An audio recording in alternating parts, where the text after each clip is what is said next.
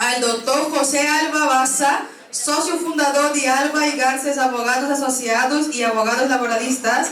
Cuenta con estudios de maestría en Derecho Laboral y Seguridad Social en la Universidad Nacional de Trujillo. Tiene cursos de especialización en Gestión del Desarrollo de Capital Humano por la Universidad de ESAN y de Administración de Personal por la Universidad Nacional de San Agustín de Arequipa. El doctor Alba Baza nos va a hablar un poco sobre las jornadas laborales típicas y atípicas y también sobre la desconexión digital y licencias en el Perú. Entonces, por favor, un gran aplauso para el doctor José Alba. Muy bienvenido al público agradecido. Bueno, en primer lugar, muy buenos días, ¿no? Veo que han disfrutado el desayuno, ¿no? Parece que ha estado muy rico. Quiero agradecer a GeoVictoria por la invitación. Con el tema de la pandemia, en realidad las exposiciones presenciales como que se suspendieron un poquito, ¿no? Lo que se puso de moda bastante fueron las exposiciones virtuales. Creo que todos ya manejan ahora el Google Meet, el Zoom, ¿no? El Teams, ¿no? Y otras aplicaciones. Gracias. Bien. Bueno, el día de hoy, miren, vamos a conversar de un tema importantísimo para todas las empresas, que es justamente las jornadas laborales, ¿no? Y cómo controlar esas jornadas laborales a través de un registro de asistencia. Como ustedes han escuchado, ¿no? GeoVictoria tiene un software importante y muy utilitario. Justamente ahorita he estado conversando aquí con una de las encargadas, ¿no? Y me estaba comentando algo muy puntual y me parece que va a dar una solución importante también al tema, por ejemplo, de las empresas financieras, ¿no? Que tienen analistas, por ejemplo, de crédito, a los que tienen ejecutivos de venta, ¿no?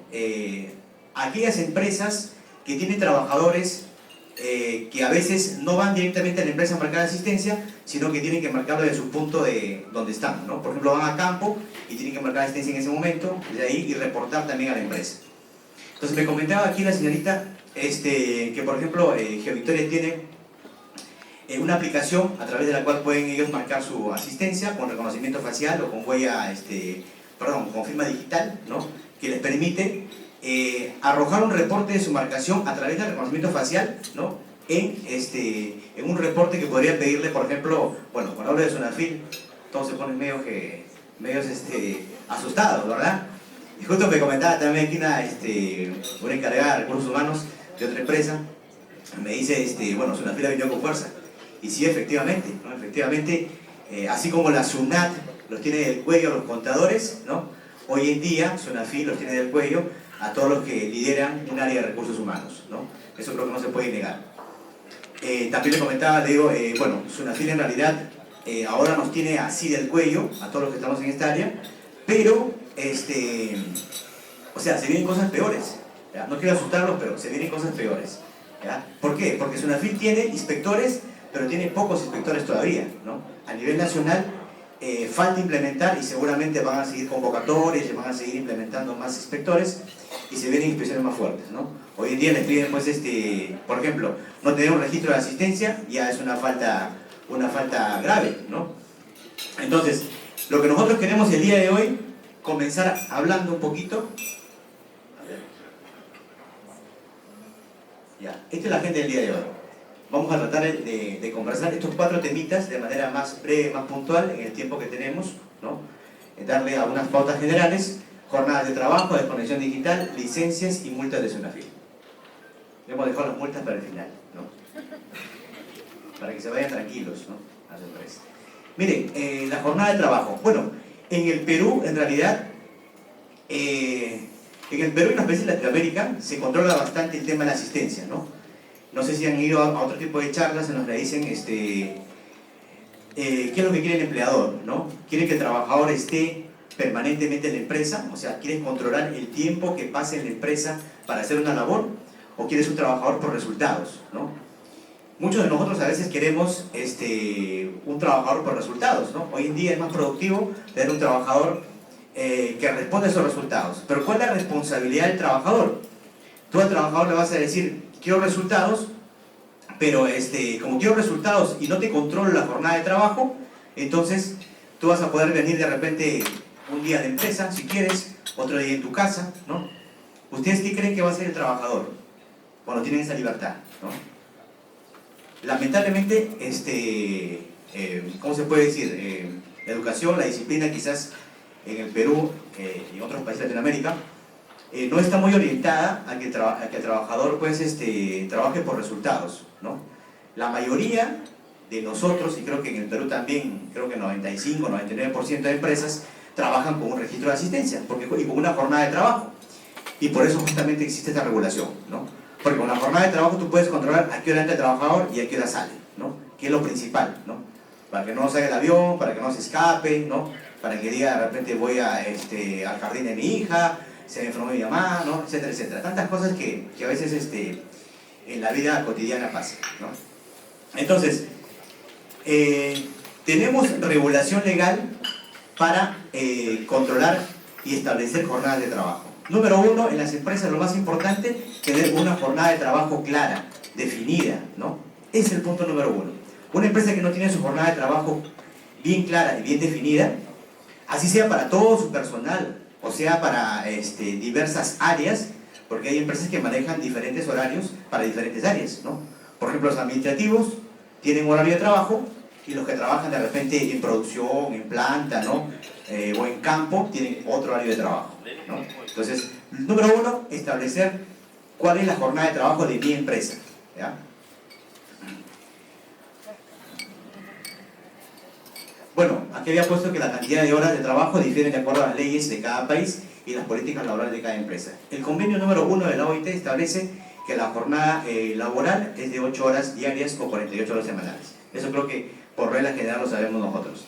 Quiere decir que esa es la regla mínima que debe cumplir la empresa, ¿no? De ahí, si la empresa, por ejemplo, quiere establecer una jornada de 6 horas diarias, ¿no? O 30 horas semanales para su trabajador, no va a tener ningún problema, ¿no? O sea, puede hacerlo, pero lo máximo es 48 horas, ¿no? Más allá no. Si hay más, vamos a entrar a ver el tema de horas extras, ¿no? Miren, la norma señala que hay 3 tipos de jornada, ¿no? La jornada ordinaria, la jornada reducida y la jornada atípica. La jornada ordinaria, que acabo de mencionar, ¿no? 8 horas diarias o 48 horas semanales.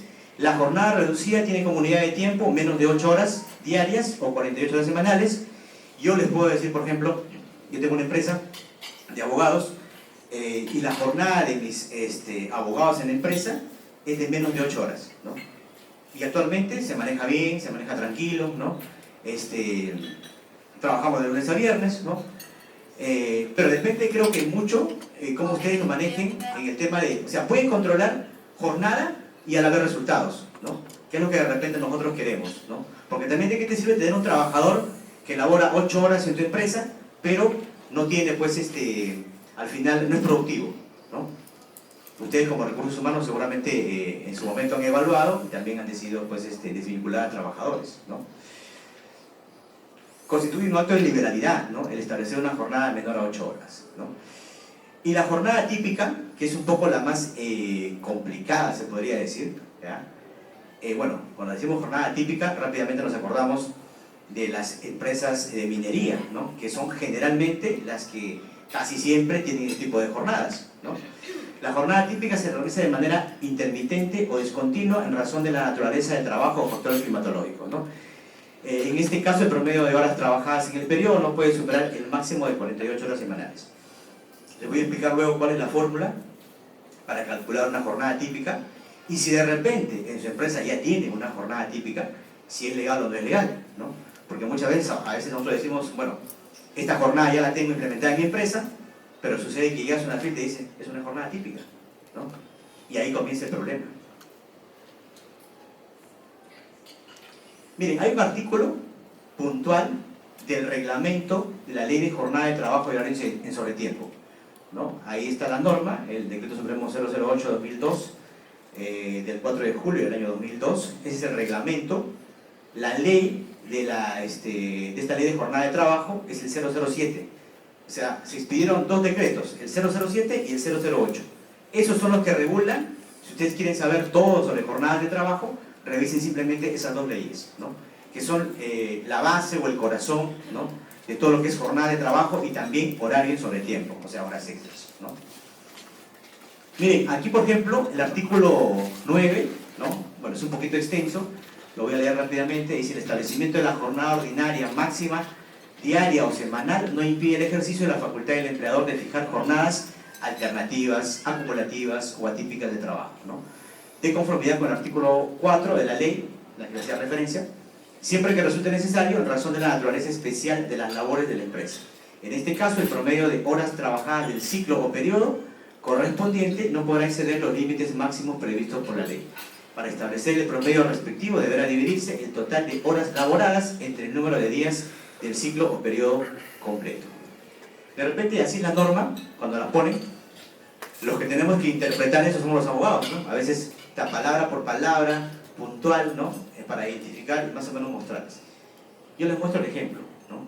Cómo es una jornada atípica.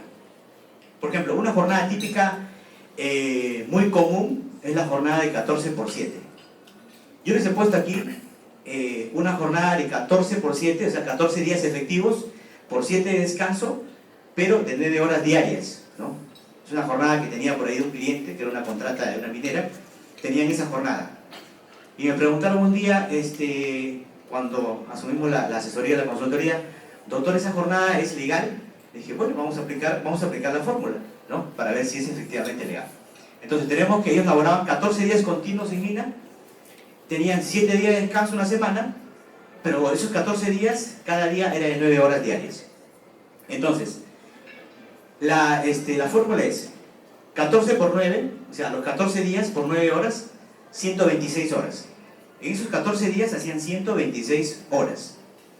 Luego, la fórmula es esas 126 horas divididas entre los días del periodo. Los días del periodo son los efectivos más los días de descanso, o sea, 14 más 7, como está en la fórmula, ¿no? Entonces, si dividimos el total de horas, ¿no?, entre los días del periodo, nos debe salir un promedio. Si sale un promedio de 8 horas, es una jornada que está en el tope, ¿no?, dentro de lo legal. Si sale menos, bacán, ¿no? Está trabajando menos, pero no se pasa, ¿no? Si sale más, obviamente ahí ya no estamos en una jornada normal atípica, ¿no? Ya hay más horas que están laborando en promedio. Entonces, este primer ejemplo, ¿no?, es de una empresa que tenía. La otra es la más usual, 14 por 7, de 12 horas diarias, ¿no? Hacemos la fórmula 168 entre 14 más 7, ¿no? 8 horas diarias, te da exacto. Por eso es que es una de las jornadas más utilizadas en el régimen minero, ¿ya? Y tenemos también otra, 21 por 14, ¿no? 21 días de labor por 14 días de descanso. Igualmente, si ustedes quieren, van a tener el material seguramente más tarde, apliquen esta misma fórmula, ¿no? 21 por 14 de 12 horas diarias, ¿no?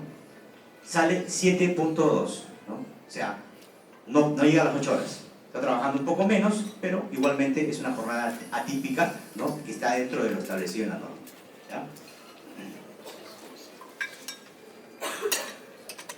Pasamos al registro del control de asistencia, que es el punto medular, creo, en el desayuno del día de hoy, ¿no? Miren, nosotros estamos entrando a una era de digitalización que yo creo que, bueno, en unos años más va a desaparecer el famoso registro manual de asistencia. Creo que todo apunta a eso, ¿no? Quizás se están demorando un poco, ¿eh? Porque ya todo se ha digitalizado. Incluso yo, que soy abogado, por ejemplo, las normas o las leyes siempre decían que las audiencias tienen que ser presenciales, ¿no?, para que para que el juez pueda ver las partes, para que puedan escucharlas directamente. Hoy en día las audiencias son virtuales, ¿no? Todas las audiencias son virtuales, bueno, salvo algunas en el caso penal, ¿no? Pero todo está apuntando a que todo sea digital. Entonces, tengan en cuenta de que el registro manual, que yo sé que muchas empresas, no me van a decir que no, todavía lo utilizan, ¿no?, todavía hacen firmar a sus trabajadores, ¿no?, el día de hoy, eso va a desaparecer, ¿ya? Tarde o temprano, en cualquier momento, va a desaparecer el registro manual.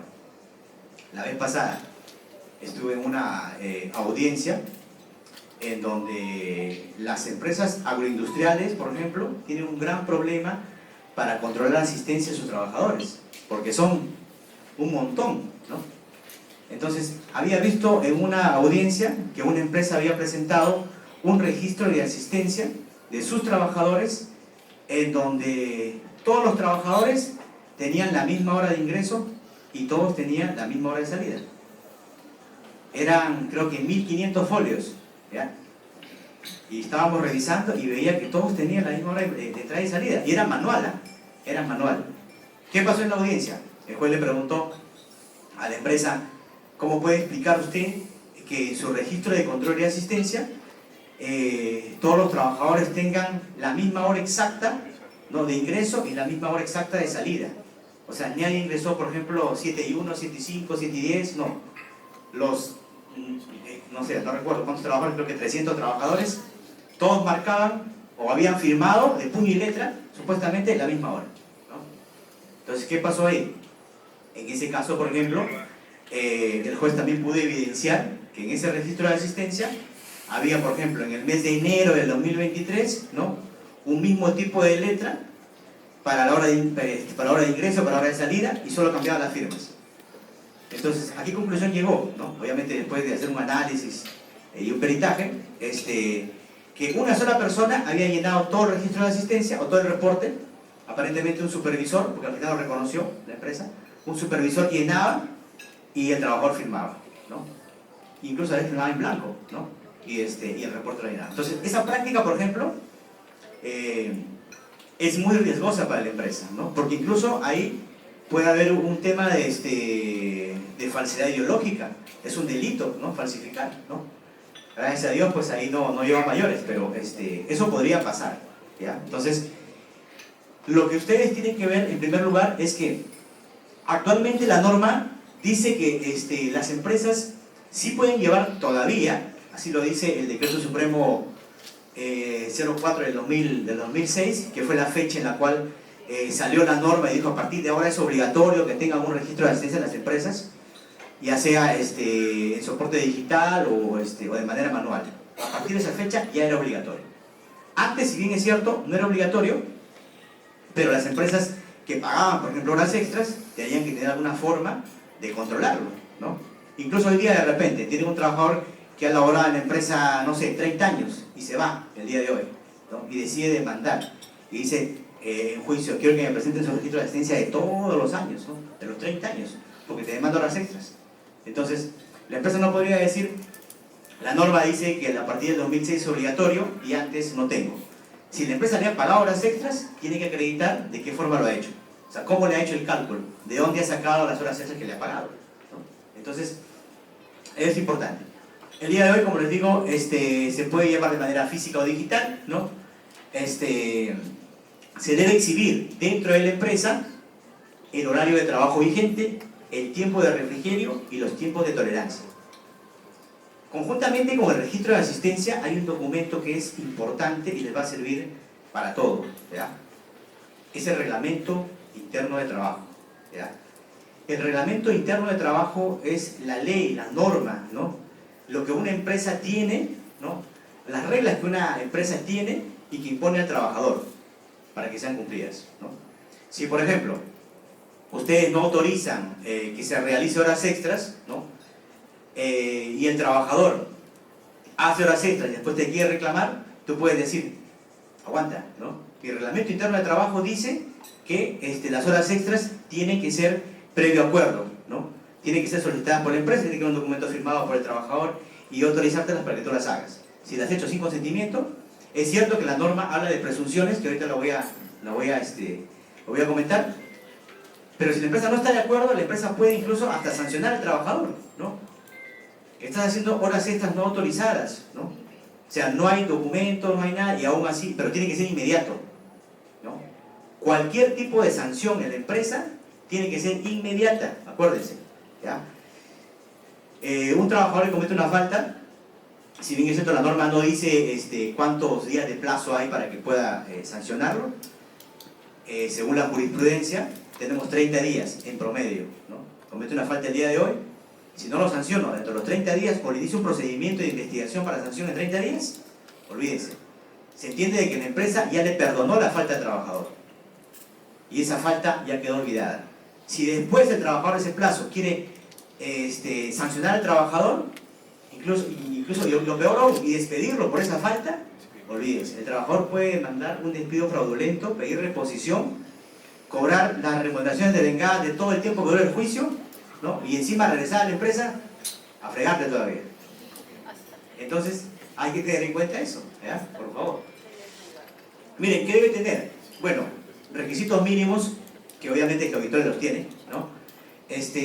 Razón social, RUC, nombre de INE trabajador, fecha y hora de ingreso y salida, registro de las horas y minutos fuera de la jornada de trabajo.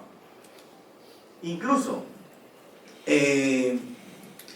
si, en el registro de asistencia tiene que figurar la hora de salida y de retorno al refrigerio, ¿ya? También he tenido procesos judiciales en los cuales las empresas no han establecido la hora de salida e ingreso al refrigerio, ¿no? ¿Y qué dice el trabajador? Salí 15 minutos a almorzar, no más, la empresa no me dio más, no me dio 40, me dio 15 minutos, ¿no? Y le preguntan a veces al trabajador, no el mismo juez, dice, pero, o sea, sí, le dice, tenía mi vivienda al costado, salía, comía y regresaba rapidito a mi puesto, ¿no? Y eso pasa bastante en el caso, por ejemplo, de los vigilantes, ¿no? Las empresas de vigilancia. Entonces, esos documentos mínimos, esos datos mínimos tienen que estar en el registro de asistencia, ¿ya? Ahora, les comento así lo que me acuerdo, los errores que a veces cometen las empresas, ¿no? Por ejemplo, no es lo mismo un reporte que un registro de asistencia, ¿no? O sea, si bien es cierto, los reportes nos sirven, ¿no? Para de repente establecer la data general, para hacer un cálculo general, ¿no? Un registro de asistencia tiene que establecer la hora de marcación del propio trabajador, ¿no? Él tiene que marcar el ingreso y salida, ¿no? Hay reportes que se emiten, por ejemplo, que son informativos, ¿no? En los cuales pues, se puede apreciar de repente la jornada. Yo he visto reportes en los que aparece, por ejemplo, la jornada de trabajadores, no sé, de 8 de la mañana hasta las 6 de la tarde, ¿no? Entonces hay un reporte que dice que los trabajadores asistieron ese día, ¿no? Y supuestamente cumplieron su jornada. Pero no dice la hora exacta, solamente es un reporte, ¿no? Entonces, por ejemplo, si les piden un proceso judicial o si les piden de repente SUNAFIL, ¿no? Ellos no le van a pedir un reporte. El reporte es para ustedes, ¿no? Pero el registro de asistencia y de marcación, eso sí es para las entidades y autoridades públicas, ¿ya? No hay que confundir eso. ¿Quiénes deben marcar? Bueno, sabemos que no todos los trabajadores marcan asistencia, ¿no? Hay trabajadores que están exceptuados de la asistencia. Por ejemplo, ¿quién? El gerente general, ¿no? Él no marca asistencia. Los trabajadores que no están sujetos a fiscalización inmediata, ¿no? Trabajadores de confianza no sujetos a fiscalización inmediata, ¿no? Por acá debe haber, imagino, algunos de repente, trabajadores de confianza que no están sujetos a fiscalización inmediata. Y pese que en este momento están en jornada de trabajo, están acá. ¿Sí o no? ¿Me equivoco? Dígame. Una consulta, no sé si hay una categoría especial, pero los transportistas o personas que manejan movilidades de transporte interno están obligadas a marcar asistencia o no. Ya. El tema de los transportistas o los choferes, ¿no? De empresas de transportes, ellos en realidad, la mayoría de casos, hacen labores intermitentes, ¿no?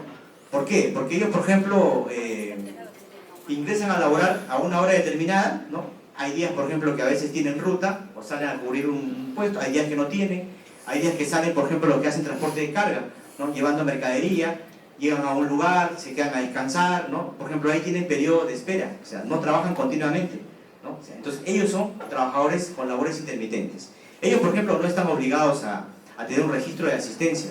Y eso pasa con muchas empresas de transporte de carga, porque tienen esos lapsos de inactividad. Cualquier trabajador que tenga lapsos de inactividad o tiempos muertos durante el día de su jornada, entonces ellos son trabajadores intermitentes, ¿no? Eso pasaría en el caso tuyo. Bien, se deben archivar. Yo les pregunto, ¿se deben guardar los registros de asistencia? ¿Usted qué cree? ¿Sí o no? Por supuesto. ¿Por qué?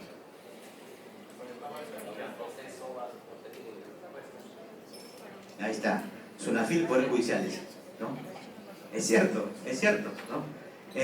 La norma dice que lo deben conservar hasta 5 años después de generados, Eso es lo que dice la norma, ¿ya?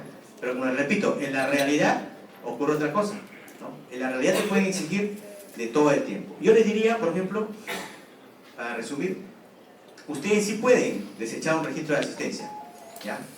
¿Pero cuándo? Cuando un trabajador haya cesado en la empresa y hayan pasado por lo menos 4 años. Pero de ese trabajador, solo de ese trabajador, podrían desecharlo. ¿Por qué? Porque después de 4 años que el trabajador ha cesado, ya no te puede demandar ningún tipo de beneficio. Ni horas extras, ni beneficios sociales, no, ningún tipo de beneficio. Pero solamente ese trabajador, ¿no? Si tienen un registro de asistencia de todos sus trabajadores y todos ya han cesado, ya han pasado más de 4 años, perfecto, ¿no? Lo pueden desechar, ¿no? Si no, no se podría. Bien, y las presunciones legales, ¿no? Acá no están, ¿no? Acá. Las presunciones legales se aplican cuando, por ejemplo, un trabajador sale a las 6 de la tarde. Si el trabajador se queda más allá de las 6 de la tarde, unos minutos, de repente 15, 20, 30 minutos y menos de 1 hora, se presume relativamente que está haciendo horas extras. Relativamente. Si va más allá de 1 hora, se presume de manera absoluta que está haciendo horas extras. Pero salvo que el empleador se lo cuestione, ¿no? Y diga, bueno, no está autorizado, así que lo podemos, de repente, esa hora que trabajaste, yo lo haría de esta forma, ¿no? Esa hora que trabajaste de repente que no está autorizada, sí llamarte la atención, pero bueno, compensarla de repente. O sea, no pagársela, pero compensarla, ¿no? Para efectos de no afectar tampoco el tema del trabajador, ¿no? Ustedes saben que es muy sensible el tema de las denuncias. Bien, bueno, el cálculo de horas extras, creo que ustedes lo conocen bastante. Todos sabemos que las horas extras se pagan las 2 primeras horas del 25% y a partir de la tercera y en adelante todas las que laboren pues al 35%, ¿no? Se pueden pagar o se pueden compensar. Hay empresas que tienen por política, por ejemplo, no pagar horas extras, ¿no? Y sí compensarlas. Se puede incluir, por ejemplo, en el contrato de trabajo, ¿no? Poniendo que en cualquier momento, si en caso hubiera la necesidad y se hacen horas extras, se va a pedir pues al trabajador, ¿no?, que autorice para compensar las horas, ¿ya? Se compensan con algún día libre de la semana, siempre y cuando obviamente se haya acumulado, ¿no?, el tiempo. Creo que está un poquito chiquito, pero bueno, aquí hay un casito así muy simple para ver el cálculo de horas extras. No sé si lo ven, ¿no? Miren, Juan labora en una empresa textil como asistente de logística y percibe 1.800 soles mensuales. Durante el mes de enero ha laborado 5 días realizando horas extras a razón de 4 horas extras diarias. ¿Cuánto le corresponde por horas extras del mes? Bueno, hemos puesto con cuadrito, lunes a viernes, ¿no? 4 horas extras diarias, ¿no? Hemos puesto ya el total, 10 horas extras al 25, 10 horas extras al 35, en total 20 horas extras, ¿no? Bueno, generalmente creo que el cálculo de horas extras lo hace el sistema de la empresa, ¿no? Normalmente, ¿no? De forma manual. Nosotros lo hacemos, yo le comento que lo hacemos porque en el tema laboral, los que somos abogados laboralistas, tenemos que a veces calcular, o a veces el juez te pasa el cálculo y tienes que revisar si está correcto o no es correcto, ¿no? En este caso es muy sencillo, ¿no? Porque sacamos el valor, por ejemplo, el valor día. Si el trabajador gana 1.800, entre 30 días, ¿cuánto vale el trabajador? 60 soles diarios, ¿no? Ahora, 60 soles diarios entre 8 horas, si su jornada es de 8 horas diarias, entre 8. Si el trabajador tiene una jornada de 6 horas, entre 6. Y el valor va a ser mayor de la hora extra, ¿ya? 7.5 soles. Ahora, el 7.5 por 1.25, que es la sobretasa, 9 soles con 37. Y el valor hora de 35 al 35%, igual, 7.5 por 1.35. Ahí tenemos el valor hora con la sobretasa. ¿Qué hemos hecho acá al final? Simplemente las 10 horas al 25 multiplicaron por el valor hora con la sobretasa. Y acá, las otras 10 horas al 35, ¿no? Total, 194.90. Ese es de forma manual, ¿no? Lo más sencillo posible. Bueno, ¿qué podemos decir de la desconexión digital, ¿no? Creo que la desconexión digital hizo justicia a muchos trabajadores que llegaban a su casa después de las 6 de la tarde, ¿no? Supuestamente a descansar, y recibían una llamada del jefe a las 8, 9 de la noche, 10 de la noche. O un correo electrónico a las 11 de la noche. Quiero tal información, lo quiero ya. Porque hay jefes que son así, ¿no? Hay que decirlo, lamentablemente. Entonces, salió una norma justamente, todas estas cosas han salido, miren, a raíz, después de la pandemia. ¿No? Ha salido el trabajo remoto, el teletrabajo, ¿no? Esto de la desconexión digital ahora, ¿no? Porque ha pasado esto, ha pasado la realidad, ¿no? Entonces, ¿qué hizo la norma? El trabajador tiene derecho a desconectarse digitalmente de la empresa, obviamente, ¿no? O de manera personal, porque sabemos que todos se quedan hasta las 12 de la noche, a veces con el celular. Entonces, la desconexión digital ha ayudado a eso, ¿no? A que el trabajador, perdón, se movió, ¿no? Tenga el derecho a no contestar correos, tenga el derecho un sábado o un domingo que está de vacaciones con su familia, ¿no? O descansando, no responder, no atender, ¿no? Aunque sabemos que en la realidad todavía somos esclavos de la conexión digital y laboral, ¿sí o no? Lamentablemente sí. Sobre todo los que tenemos, o los que tienen, perdón, cargos de responsabilidad en la empresa, ¿no? Yo he trabajado también en recursos humanos, ¿no? Incluso aquí está Lisette, que hemos trabajado en la misma empresa, ¿no? Anteriormente, y como trabajaba yo, por ejemplo, en esos años, 2011 más o menos, recuerdo que tenía un Nextel en esa época, y estaba en mi cama durmiendo un viernes en la noche, y sonaba 1 de la mañana, ¿no? Sonaba ese sonidito, ¿no? El Nextel. Para informar de planta que había pasado algo. Doctor, hay un trabajador que se ha accidentado en este momento. ¿Qué hacemos? Hay un protocolo, ¿no? Hay un protocolo, tiene que hacer esto, llevarlo acá a la clínica y ya. Y además para informar nada más. Ok. Imagínense, ¿no? Y eso pasaba siempre, y lo que pasa es que, bueno, en Orsac, la empresa que trabajé hace tiempo, es una empresa, tiene una planta industrial, tiene bastantes trabajadores, ¿no? Y siempre pasan cosas, ¿no? En empresas grandes siempre pasan cosas, ¿no? Siempre hay accidentes laborales, siempre hay un incidente, hay trabajadores que se pelean, ¿no? Hay trabajadores que salieron, que se escaparon, que no vinieron, ¿no? O sea, hay de todo. O sea, de todo. Van a encontrar incluso hasta, por ejemplo, trabajadores que presentan certificados médicos falsos para decir, bueno, no puede asistir porque está enfermo. Y después se verifica a veces que no es así, ¿no? Entonces, hoy en día, gracias a Dios, ya tenemos nosotros el derecho a estar desconectados. Doctor, una consulta. Sí, dígame. ¿Qué pasa si el trabajador es muy camiseta y comienza a trabajar en la noche sin autorización del empleador? Ah, ya. Un trabajador así. Sí, muy camiseta, él entra en la noche, no hace su trabajo en el día, pero en la noche sí está bien efectivo. Quiere cambiar de turno de repente, pues. No quiere trabajar en el día, pero trabaja en la noche, dice, ¿no? Cambio de turno. Bueno, Por la desconexión digital, ¿no? Porque obviamente el empleador no indica nada, o hay correos de por medio, al día siguiente dentro de su jornada puede contestar, pero él, por su hora, su atención, lo hace en la noche. Creo que se habla de mí, me parece, ¿no? Porque yo trabajo en las madrugadas. Me parece. Yo tengo esa costumbre, por ejemplo, ¿no? Como es en el... Bueno, pero yo trabajo en el día y en la noche a veces. Porque en el día a veces el tiempo no me da, por ejemplo, para poder responder correos y esas cosas. En la madrugada, a partir de 10 de la noche, estoy respondiendo correos. A veces 11, 12 de la noche, 1 de la mañana, a veces mando un correo, pum. Pero como soy asesor externo, menos mal, no me critican mucho, ¿no? Pero en el caso de un trabajador de una empresa, sí, te tiene que exigir establecer un procedimiento, o sea, para que cumpla dentro de su jornada. Y como repito, cualquier trabajador que no cumpla dentro de su jornada sus labores, o sea, la empresa lo que tiene que hacer, número 1, es, primero, pasarle un memorando, ¿no? Llamando la atención. La primera siempre tiene que ser una advertencia, una llamada de atención, ¿no? La segunda puede ser una pequeña suspensión, un par de días, ¿no?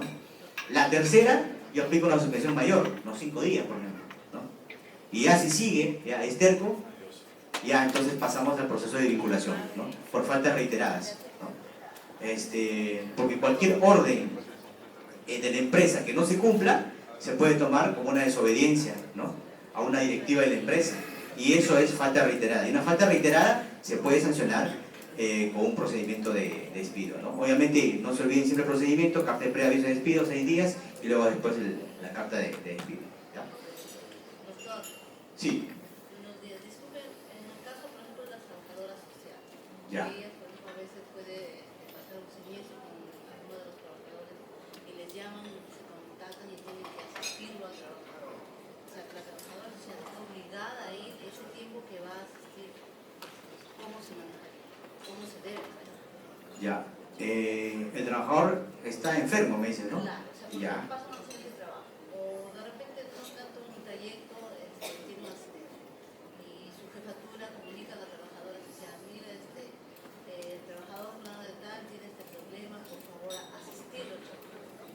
Ya. O sea, esa labor, porque para mí, o sea, sería una labor de la trabajadora social en asistir a ese trabajador, a Ya. veces hasta tienen que trasladar hasta el hospital. Claro. Miren, ¿saben cuál es la labor de una trabajadora social? En mi opinión, ¿no? Y legalmente también considero que es así, ¿no? La labor es estar, claro, obviamente pendiente del trabajador, ¿no? Trabajador que se ha accidentado, hacer sus visitas domiciliarias, ¿no? Asistir, visitarlo, ver, verificar, ¿no? Que efectivamente, constatar que efectivamente pues, el trabajador está enfermo, no puede asistir a laborar, ¿no? Y hacer su informe, ¿no? Hasta ahí me parece que la labor de ellas está sustentado, ¿no? Si tú te refieres a asistirlo en el sentido de que, o sea, de quedarse con él verificando, viendo. No, o sea, por ejemplo, fue un fin de semana, Ya. un accidente. Ah, ya, fin de semana. Dice que la trabajadora social asista al hospital. Ah, ya. No, yo creo que no. O sea, fuera de su jornada laboral, del asistente social, me parece que si es que ella, por ejemplo, bueno, si es que va al fin de semana a visitar a la persona, yo creo que esas horas que ella utilizó, tienen que ustedes compensársela dentro de su jornada laboral, ¿no? Estuvo de repente 3 horas en la clínica, haciendo gestiones, ayudando, apoyando. Obviamente, cuando regresa, como no ha estado dentro de su jornada, tiene 2 opciones. O le pagas horas extras por haber hecho labor en ese día, imagínate si fue domingo, peor todavía, ¿no? Horas extras dobles. O en todo caso, le compensas, como la mayoría de empresas, ¿no? Otro día, de repente salen 3 horas antes, ¿no? O te lo rateo, ¿no? Otro día de la semana. Sí, adelante. Fuera del horario laboral, un chofer o un trabajador de empresa tiene un accidente laboral en esa comunidad de la empresa, en almacén. ¿Cómo lo ve de cara a ¿Un accidente laboral? un accidente laboral, pero fuera del horario del trabajador? Ya. O sea, Por algún motivo, el trabajador terminó su horario a mediodía. ya. Pero por gusto, por cosa de él, se quedó una hora más y no trabajando, que no conversando con sus compañeros de tipo de cosas. Mira, un accidente laboral es cuando el trabajador está cumpliendo un encargo de la empresa, ¿ya? Así sea de repente fuera del horario de trabajo, ¿no? Pero está cumpliendo con una obligación que la empresa le encargó, ¿no? O cuando está dentro del horario, ¿no? En este caso, si el trabajador ya terminó su jornada, no está cumpliendo ningún encargo de la empresa y ocurre un accidente, incluso en el chofer, perdón, en el carro de la empresa, ya no sería un accidente laboral, porque no se cumple con lo que dicen las normas, ¿no? Tiene que estar o en la jornada de trabajo o de repente fue en la jornada, pero cumpliendo una obligación de la empresa. Si no lo está haciendo, Usted se agradece con confianza a los trabajadores, se le puede confiar una unidad. Y bueno, quizás por parte del contrato se le da la unidad al trabajador. Claro, el trabajador lo puede usar fuera de su trabajo, pero yo en televisión, ¿no? Claro. Pero si el trabajador tiene un accidente, bueno, unidad de la empresa, pero quizás fuera de su horario de trabajo. y no cumpliendo función encargada por la empresa. ¿Hay alguna sanción para la empresa? Es un accidente común y corriente. Es un accidente común y corriente. Sanción para la empresa, en realidad sanción para el trabajador debería haber, ¿no? Porque el trabajador ha estado, de repente, habría que ver el atestado policial para ver cómo ocurrió el accidente. Si ha sido por negligencia del chofer o si de repente ha sido negligencia de otra persona. Si ha sido por negligencia del chofer, que de repente ha estado tomando y se fue manejando la unidad y se accidentó, la responsabilidad de él, ¿no? Incluso él debería pagar los daños de la unidad, ¿no? Por no haber tenido la debida diligencia y el cuidado para para salvaguardar, ¿no? ese bien de la empresa. Sí.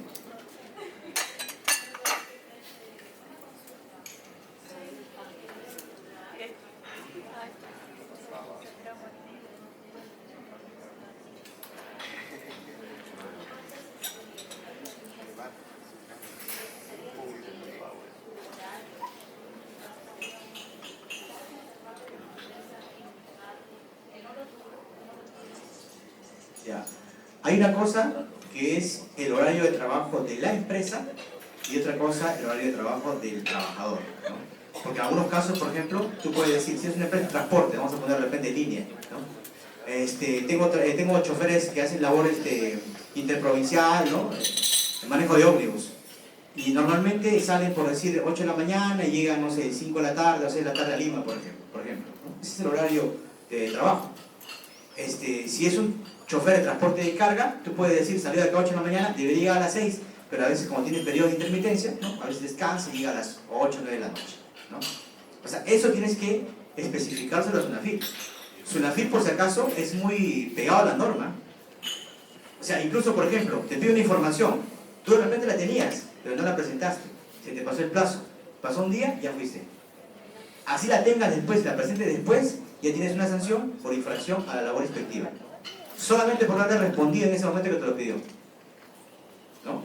Entonces, hay que tener, hay que saber explicarle a Sunafil cada cosa, porque Sunafil no conoce la realidad de cada empresa, ¿no? Ustedes tienen que especificar el horario, el turno, cómo controlan, ¿no? Si todo eso se acredita, yo creo que no debe haber ningún problema, ¿no? En el tema de la fiscalización.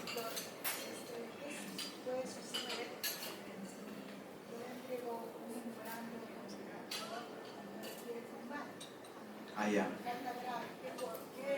Simplemente no lo firma y yo, como vendedora, no lo firmo y lo dejan ahí, sigue pasando el tiempo. ¿Qué dice la vieja escuela?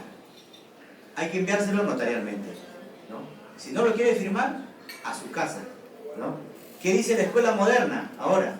Si no lo quiere firmar, en el contrato debe haber consignado o que el trabajador haya autorizado que se le envíe por correo electrónico o incluso por mensajería, por WhatsApp. Pero tiene que ir en el contrato. Tiene que autorizar el trabajador en el contrato. Si lo ha autorizado, perfecto, está salvado. Te ahorras la plata de la carta notarial.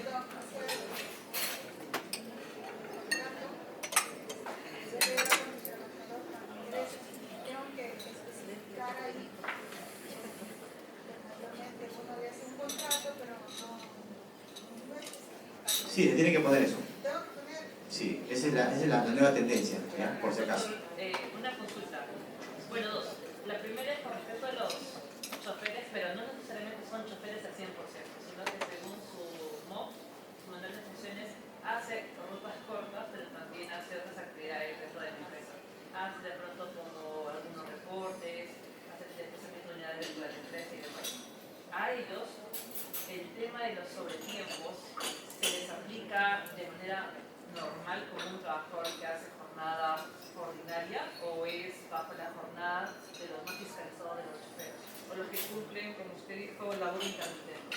No, ellos no están sujetos a fiscalización, por lo tanto no marcan asistencia y por lo tanto no tienen derecho a las extras. Pero si es que sí es sujeto a fiscalización. Ah, no, si es sujeto, sí, claro.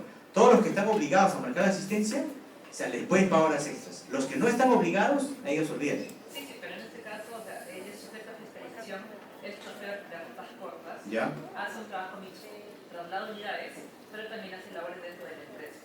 Entonces, más que todo el tema es por el traslado de unidades. Por ejemplo, si se va de Trujillo a Lima, ¿no? Ya. Entonces él dice, ok, yo vine a la empresa a las 10 de la mañana, no, a las 8 de la mañana, hice mi trabajo hasta las 12, tuve que llevar una unidad a la 1 de la tarde hasta Lima y llegué a Lima 8 horas después. Entonces mi jornada termina a las 6, pero de las 6 hasta que llegue a Lima, lo consideran como sobretiempo. Perdón, ¿las 6 llega a Lima? No, o sea, a las 6 termina su jornada de Ya. manera normal, ¿ya? Ya. Pero él sigue yéndose a Lima porque está en ruta. Y llega, imaginamos, a Lima a las 11, 12 de la noche. Ya. Entonces, ahí se le considera como horas extras desde 6 hasta las 11, 12 de la noche. Yo creo que no. Yo creo que es un trabajador que realiza más labores intermitentes que labores continuas normales, me parece, ¿no? Sí, en ese caso podría ser que sí, ¿no? Me parece que sí. Entonces, ¿no se le considera sobreviviente? Yo creo que no, yo creo que no. Si tiene, como te digo, si tiene tiempos muertos en el día, me parece que no. Sí. Pero, perdón, termino y al final las preguntas, ¿ya? Porque si no, ahorita me van a botar de acá a la sala, ¿no? Licencias y permisos, rapidito.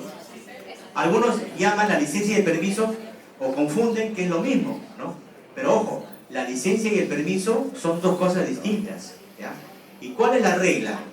Las licencias se otorgan generalmente por días y los permisos se otorgan generalmente por horas. Esa es la gran diferencia, ¿ya? Entonces, tenemos varios tipos de licencia, con goce y sin goce, es decir, remuneradas y no remuneradas. La empresa puede otorgar licencias sin goce a sus trabajadores por el tiempo que crea conveniente, ¿ya? No hay un tope, no hay una regla, ¿ya? Si la empresa quiere darle un mes entero de sin goce, se lo da. Si quiere darle un año, se lo da. En el sector público, por ejemplo, máximo un año te pueden dar, ¿no? Pero en régimen privado, el tiempo que tú quieras, creas conveniente, ¿ya? Las que son sin goce. Y las que son con goce, bueno, en realidad hay como 30. He puesto acá solamente unas cuantas, ¿no? Que seguramente también la han escuchado ustedes, ¿no? Las que son generalmente pagadas la mayoría, ¿no? La licencia por maternidad, que todos sabemos que son 98 días. Ahí también se presentan un montón de problemas, ¿no? Si darle antes, si darle después vacaciones, ¿no? Si de repente, ahora también con la norma está que si el niño, por ejemplo, hay parto múltiple, o el niño nace con discapacidad, le pueden dar 30 días más, ¿no? O sea, tranquilamente se puede ir hasta 4 o 5 meses, ¿no? La trabajadora. Por paternidad, que no existía antes, ¿no? Ahora también nos han hecho justicia, ¿no? Ya nos dan por lo menos 10 días, ¿no? Nada comparado obviamente con el seguro de maternidad, ¿no? También hay 20 días si es por nacimientos prematuros, múltiples, ¿no? Por enfermedad congénita. En el tema de adopción, 30 días también, solamente para niños adoptados menores de 12 años. Al costado ustedes van a tener la base legal de cada uno. El permiso por lactancia materna, que es una hora diaria, ¿no? Una hora adicional también por parto múltiple. Por familiares directos en estado grave o terminal que sufran accidente grave, 7 días. Por asistencia médica y terapia de rehabilitación de personas con discapacidad, 56 horas continuas o alternadas en un año. Para el cuidado de pacientes con Alzheimer y otras enfermedades mentales, ¿no? Una jornada laboral de permiso al año que se puede dar por horas, eso previo acuerdo con el trabajador. Por hijo menor de edad con cáncer, ¿no?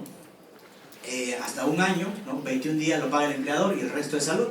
Licencia para exámenes oncológicos preventivos, 2 días hábiles compensables. Licencia para examen de detección de cáncer de mama y cuello uterino, 1 día al año. Licencia por incapacidad temporal, 20 días del empleador, 11 meses, 20 días lo paga el empleador y 11 meses y 10 días de salud, ¿no? Y así tenemos licencia sin goce por violencia familiar, 5 meses, ¿no? Pero esas, si no me equivoco, son no pagadas, me parece. La licencia a los miembros del comité, ¿no? Comité de Seguridad y Salud, que es un tema que nos agarramos a conversar acá, si llega la noche, ¿no? El tema de seguridad y salud es bastante amplio. Y licencia por fallecimiento. La licencia por fallecimiento, por ejemplo, tiene una ley que lo regula, que se puede dar 5 días cuando el deceso ocurre en un lugar distinto al lugar donde trabaja la persona, ¿ya? Hay empresas que en su reglamento interno ya tienen regulado esto, ¿no? Porque no siempre fue una ley, ¿no? Y hay empresas que te dan, por ejemplo, a veces 5 o 10 días, 3 días, 2 días, 1 día, dependiendo, ¿no? Pero se puede dar incluso licencia hasta por cumpleaños. Hay empresas que querían tu cumpleaños, ¿no? Bueno, hay algunas, pues, ¿no? Otras tienen que trabajar, otras tienen esa capacitación de repente por acá, ¿no? Bien, y el tema de multa de SUNAFIL, pequeñito nada más para no asustarlos, ¿ya? En el tema de SUNAFIL, bueno, había puesto de acá yo más o menos cómo es un procedimiento, cómo se inicia una inspección, ¿no? Que puede ser por orden del Ministerio de Trabajo, ¿no? Organismo SUNAFIL, por la solicitud de algún órgano del sector público, o por una denuncia de un trabajador, que es lo que generalmente ocurre, ¿no? En la mayoría de casos, ¿no? O por iniciativa de ningún inspector. Tenemos actuaciones inspectivas comprobatorias, ¿no? Que son las que, bueno, generalmente ocurren, ¿no? Cuando nos visitan a la empresa. Bueno, hoy en día Bueno, espero que todos sepan aquí, en la sala, deben saberlo seguramente, que toda empresa tiene una casilla electrónica. ¿Ya?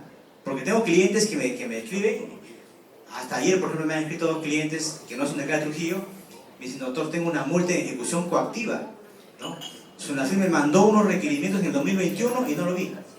No sabía que tenía casilla, no sabía que existía, ¿no? Y ahora me están cobrando, ¿no? ¿Qué hago? Entonces vamos a verificar, y justamente era por eso, ¿no? Era porque le enviaron a la casilla, no lo revisó en su momento, ¿no? Bueno, por ahí hay un fundamento que utilizamos siempre, que es el tema de las alertas, ¿no? Que es obligatorio de Sunafil enviarte una alerta cada vez que te manda pues, un documento a la casilla, ¿no? Sunafil eso no lo cumplía en el 2021, por ejemplo. No lo ha cumplido. Y hay un montón de casos que se han venido abajo y se han anulado las multas justamente porque se demostró en un proceso judicial que Sunafil no cumplió con enviar la alerta, ¿ya? A través de ACAS, por ejemplo. Procedimiento sancionador, bueno, hay un acta de infracción, te dan 5 días, hay que hacer descargos, te emite un informe final. Una empresa tiene varias oportunidades para defenderse cuando llega a Sunafil. Te emiten el acta de infracción con una imputación de cargos, tienes 5 días para hacer tus descargos. De ahí Sunafil, a veces revisa tu descargo, no lo revisa, te saca el informe final, te dice, igual, confirmo tu multa que te quiero poner. Tienes 5 días más. Después de eso, Sunafil otra vez terco dice, acá está la resolución de multa, ¿no? Estás multado. ¿Qué puedes hacer? Recurso de reconsideración, recurso de apelación, ¿no? Y si aún así insistes Sunafil, como en la mayoría de casos, puedes presentar un recurso de revisión para llevarlo al Tribunal de Fiscalización Laboral. Si aún así Sunafil sigue insistiendo todavía, ¿no? Porque no se cansa, te lo puedes llevar recién al Poder Judicial, ¿no? Para pelearlo y para que un juez decida que efectivamente pues, la multa es ilegal. Siempre y cuando obviamente sea ilegal, ¿no? Si por ejemplo has tenido un trabajador que lo tienes conocido por honorarios y nunca lo has incluido en planilla, ¿no? Te va a caer pues una multota, ¿no? Y al final, así hagas lo que hagas, pues no vas a ganar ese procedimiento, ¿no? Porque no lo registraste, no pagaste salud, no pagaste ONP, ¿no? No le pagaste gratificaciones, ETS, ¿no? Bien, bueno, acá es un poco la explicación de los recursos de apelación, ustedes ya lo van a poder ver, recursos de revisión que cada vez se presenta, las medidas de contención administrativa, la demanda que le dio judicial, ¿no? Ahí te peleas con Sunafil. Si quieres pelearte con Sunafil, tienes que llevarlo a juicio, ¿no? Ya si la multa tú sabes que es injusta, si ya tu abogado te ha dicho no, acá hay fundamentos para ganarlo, tienes que llevarlo a juicio. Te va a demorar así 2 años por lo menos un juicio, porque así demora en el Poder Judicial, pero finalmente lo vas a ganar, ¿no? Hace poco, por ejemplo, vimos una multa de una empresa constructora por Huancavelica, si no me equivoco, 300.000 soles de multa tenía. Tuvimos que pelearla, hasta el último, demoró 2 años. Esa persona tenía sus cuentas en cero, porque sabía que le iban a embargar, ¿no? Y finalmente, en primera y en segunda instancia, se ganó el proceso. Y le daban su multa de 300.000 soles, ¿no? El hombre estaba feliz, porque ya estaba a punto de quedarse en quiebra. Bien, hay infracciones leves y graves. Por ejemplo, en el tema que nos compete, ¿no? Es una infracción leve no exhibir en lugar visible del centro de trabajo el horario, ¿no? Es una falta leve, ¿ya? Por si acaso. Ojo que las infracciones se imponen a la empresa de acuerdo a la cantidad de trabajadores afectados, ¿no? De acuerdo al tipo de empresa, si es una empresa de repente micro, pequeña o gran empresa, ¿no? Infracciones graves, bueno, ahí tenemos el tema de los beneficios.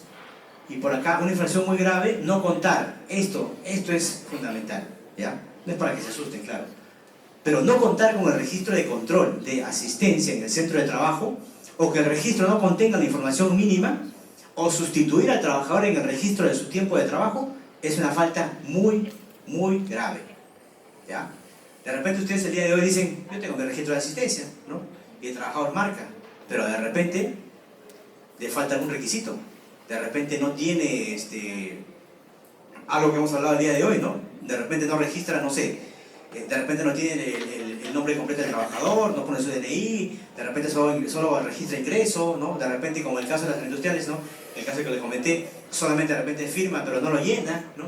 Entonces, todas esas cosas le pueden generar una multa grande.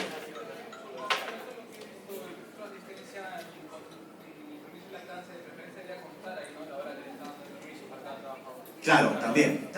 Tiene que haber, claro, para el tema de lactancia, por ejemplo, tiene que haber un documento en el cual obviamente con el trabajador han acordado en qué horario va a tomar su hora de lactancia.